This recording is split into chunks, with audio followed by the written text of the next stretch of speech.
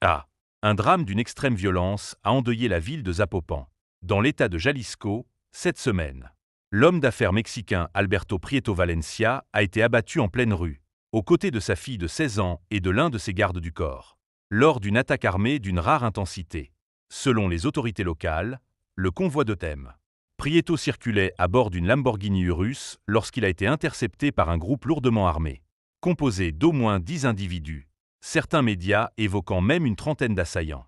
L'embuscade s'est produite à l'intersection des avenues Topacio et Diamante, dans un quartier pourtant réputé comme l'un des plus huppés de la région.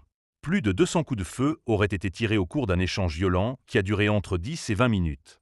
Alberto Prieto est mort sur place. Sa fille, grièvement blessée, a succombé plus tard à l'hôpital.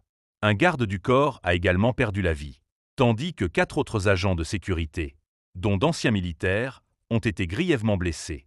Une attaque soigneusement planifiée. Les autorités mexicaines confirment qu'il s'agissait d'une opération préparée avec minutie. Des éléments indiquent que les assaillants avaient surveillé la zone à l'avance, certains témoins évoquant même l'usage de drones. Concernant le mobile du crime, contrairement aux rumeurs circulant sur les réseaux sociaux, aucune preuve officielle ne confirme pour l'instant que M.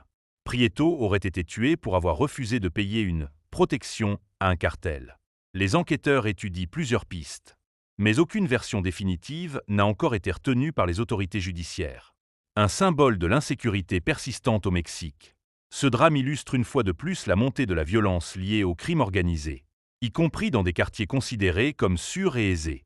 Il rappelle que nul n'est à l'abri, même au cœur des zones les plus privilégiées.